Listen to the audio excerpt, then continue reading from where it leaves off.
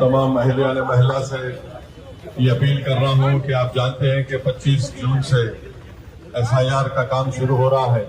भयंकर आर्थिक सुनामी अब आ रही है। उसका कारण है कि हिंदुस्तान का जो प्रोटेक्शन का सिस्टम था, जो इंटरनेशनल इकोनॉमी से एक प्रकार से शॉक अब्जॉर्बर था, उसको बीजेपी ने हटा दिया है। तो एक तरफ से भयंकर आर्थिक सुनामी आ रही है। मैं सभी से एक बात कहता हूं, दारुल उलूम देवबंद आतंकवादियों का अड्डा है।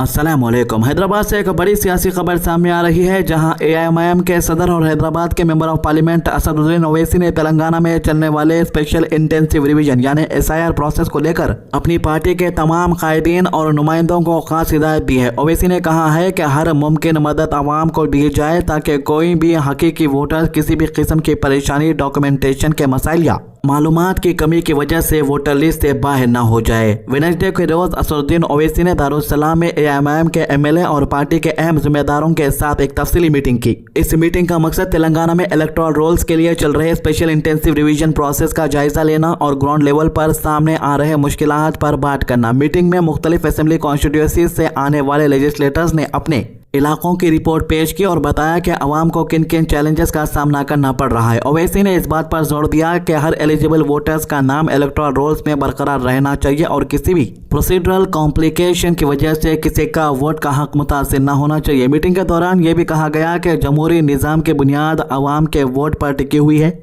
और हर शहरी का फर्ज है, हक है कि उसका नाम वोटर लिस्ट में मौजूद रहे। एआईएमआईएम लीडरशिप ने अपने कमिटमेंट दोहराते हुए कहा कि पार्टी हर मुमकिन कोशिश करेगी ताकि तेलंगाना के अवाम को एसआईआर प्रोसेस के दौरान किसी भी किस्म की मुश्किलात का सामना न करना पड़े। इसके बाद असदुद्दीन ओवैसी खुद फील्ड में नजर आए और याकुतपुरा असेंबली कॉन्स्टिट्यूएंसी का संतोष नगर कॉलोनी का दौरा किया। ओवैसी ने घर घर जाकर लोगों से मुलाकात की, इनको एसआईआर प्रोसेस के बारे में मालूमात दी और अपील की कि ये इनोमिनेशन प्रोसेस को संजीदगी से ले। इन्होंने अवाम से कहा कि बूथ लेवल ऑफिसर यानी बीएलओ जब फॉर्म्स लेकर आए तो उन फॉर्म्स को ध्यान से चेक करें, उन पर दस्तखत करें और अपनी तस्वीरें जरूर लगाए ताकि बाद में किसी किस्म का मसला पैदा ना हो। ओवैसी ने लोगों को बताया कि तेलंगाना में हाउस टू हाउस वेरिफिकेशन का अमल 25 जून से 24 जुलाई तक चलेगा। इस दौरान बीएलओ हर घर तक पहुंचकर वोटर डिटेल वेरीफाई करेंगे। इन्होंने कहा कि अवाम को इस प्रोसेस में पूरा ताउन करना चाहिए क्योंकि वोटर लिस्ट में नाम का मौजूद रहना इंतहाई अहमियत रखता है। अगर फॉर्म्स को सही तरीके से भर दिया जाए और तमाम जरूरी मालूमात मुहैया करा दी जाए तो बाद में किसी भी तरह की परेशानी से बचा जा सकता है। दूसरी तरफ असदुद्दीन ओवैसी ने एसआईआर एक्सरसाइज को लेकर मरकजी हुकूमत पर भी तनकीद की। सोशल मीडिया प्लेटफॉर्म एक्स पर अपने पैगाम में ओवैसी ने दावा किया कि एसआईआर प्रोसेस के जरिए मुल्क भर से 13 स्टेट और यूनियन टेरिटरीज में तकरीबन 6.5 करोड़ नाम वोटर लिस्ट से डिलीट किए गए। इन्होंने कहा कि वोट का हक गरीब और कमजोर तबकों का सबसे बड़ा जमहूरी हथियार होता है और अगर लोगों को वोटर लिस्ट से ही बाहर कर दिया जाए तो इनकी आवाज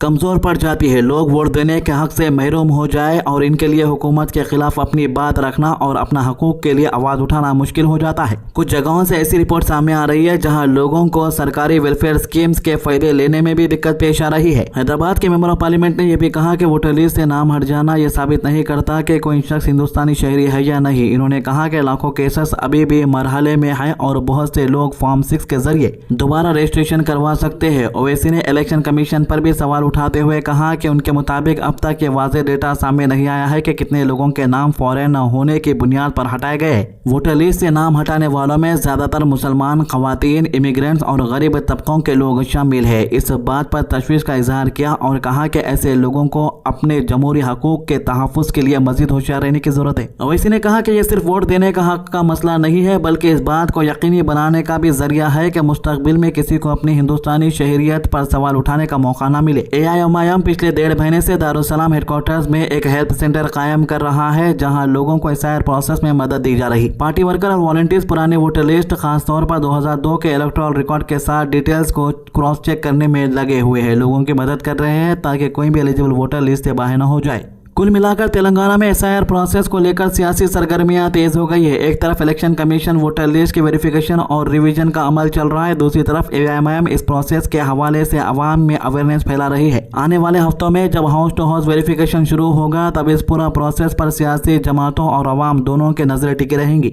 तो आप राहुल गांधी से इत्तेफाक रख सकते हैं, इनकी बातों से इख्तिलाफ भी कर सकते हैं, लेकिन इन्हें बिना सुने बिना समझे सीधा खारिज कर देना शायद इतनी बड़ी आसान बात नहीं है, क्योंकि सियासत में हर आवाज सिर्फ वोट के लिए नहीं उठती, कुछ आवाजें वक्त से पहले आने वाले खतरों की तरह भी इशारा करती है। राहुल गांधी ने एक बार फिर मुल्क के हालात को लेकर बड़ी बात कह दी है। इनका कहना है कि देश एक बड़ी माशी तबाही, एक इकोनॉमिक सुनामी की तरफ बढ़ रहा है। इन्होंने सिर्फ इकोनॉमी की बात नहीं की बल्कि ये भी कहा कि इलेक्शन कमीशन, जुडिशियरी और कई बड़े इदारों के अंदर बेचैनी और बगावत जैसे सूरत हाल पैदा हो रही है। ये इल्जाम छोटा नहीं है और न ही इन्हें सिर्फ सियासती बयान कहकर इग्नोर कर देना चाहिए। सवाल ये नहीं है कि राहुल गांधी सही है या गलत, असल सवाल यह है कि क्या हम एक जमहूरी मुल्क में हर उस आवाज को सुनने के लिए तैयार है जो सिस्टम पर सवाल उठाती है। क्योंकि तारीख गवाह है कि कई बार अपोजिशन की आवाज को मजाक समझा गया है और बाद में वही बातें सच साबित हुई। जब नोटबंदी हुई तब राहुल गांधी ने उस फैसले पर सवाल उठाया था। इन्होंने कहा था कि इसका असर आम आदमी, छोटे दुकानदारों और रोज कमाने वाले लोगों पर पड़ेगा। उस वक्त इनकी बातों को सियासती ड्रामा कहा गया, लेकिन वक्त के साथ देश ने देखा कि कितने लोगों का रोजगार चला गया, कितने छोटे बिजनेसेस टूट गए और इकोनॉमी को कितना बड़ा नुकसान हुआ। महामारी के दौरान भी राहुल गांधी ने लगातार हुकूमत को वार्न कर रहे थे। ये कह रहे थे कि महामारी को हल्का लेना खतरनाक होगा, तैयारी मजबूत होनी चाहिए, हेल्थ सिस्टम को सपोर्ट चाहिए, लेकिन इनकी बातों को भी उस वक्त ज्यादा तवज्जो नहीं दी गई।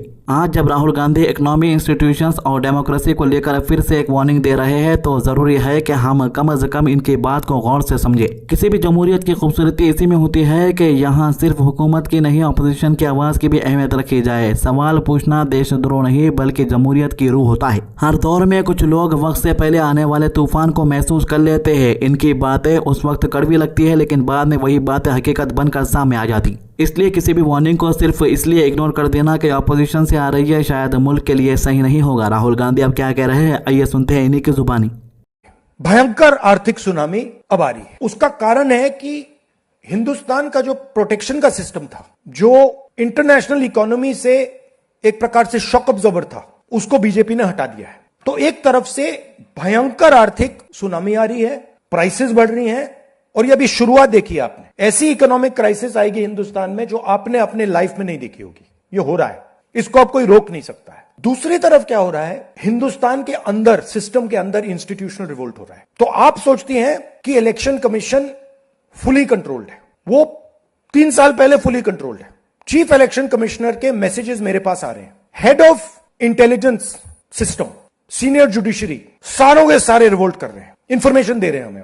तो जो कंट्रोल का सिस्टम था एक तरफ से वो कोलैप्स कर रहा है अंदर से, क्योंकि लोगों को दिख रहा है कि जनता का प्रेशर अब ऐसा भयंकर आएगा, अगर हम इस रास्ते पे चलते गए तो हमारे लिए रिस्क हो जाएगा। आप क्या सोचते हो, अगर जनता को मालूम है कि इलेक्शन सिस्टम रिग्ड है और जनता की मतलब इकोनॉमिक प्रेशर, गरीबी, दर्द के कारण जनता में गुस्सा आ गया, आप क्या सोचते हो कि इलेक्शन कमिश्नर को डर नहीं लगेगा कल क्या होने वाला है? तो अब क्या हो रहा है, सिस्टम अंदर से ऐसे हिल रहा है पूरा। और मैं आपको ये बता दूं कि मेरे पास इंफॉर्मेशन आ रही है, सिस्टम मुझे इंफॉर्मेशन दे रहा है, मोदी जी के बारे में, शाह जी के बारे में, उनके बेटों के बारे में, मिनिस्टर्स के बारे में, अजीत डोवल के बारे में पूरा इंफॉर्मेशन है, धड़ाधड़ हमारे सिस्टम से ही आ रहा है। तो अब हिंदुत्व तंजीमों की नजर दारुल उलूम देवबंद पर टिकी हुई है। कुछ दिन पहले एहतजाज कर रहे थे, ये दावा कर रहे थे कि वहां पर कुछ फीट नीचे मंदिर मिलेगा, लेकिन एक शख्स वहां पर जाता है और कहता है कि 14 फीट नीचे तो ऑलरेडी खुदाई है, यानी वहां पर ऑलरेडी हाउस बने हुए हैं, वजू करने की जगह बनी हुई है, लोगों के रहने के लिए भी कुछ रूम बने हुए हैं। अब उत्तर प्रदेश गाजियाबाद से एक बयान सामने आया है जहाँ हिंदू रक्षा दल का प्रेसिडेंट पिंकी चौधरी ने खोड़ा इलाके में सूर्या कत्ल केस के बाद विक्टिम के परिवार से मुलाकात की। मीडिया से बात करते हुए इसने दारुल उलूम देवबंद को लेकर काफी सख्त और विवादित टिप्पणी की है। मैं सभी से एक बात कहता हूं, दारुल उलूम देवबंद आतंकवादियों का अड्डा है, वहीं से हिंदू को मारने की रणनीति तैयार होती है। इसीलिए दारुल उलूम देवबंद पर योगी जी से मेरा आह्वान है कि उसको वहां जितने भी बुलडोजर लगे, दारुल उलूम देवबंद को समाप्त कर देना चाहिए। जिस दिन दारुल उलूम देवबंद समाप्त हो गया, जिस दिन इस उत्तर प्रदेश से, मैं उत्तर प्रदेश की बात करता हूं, वैसे पूरे देश से।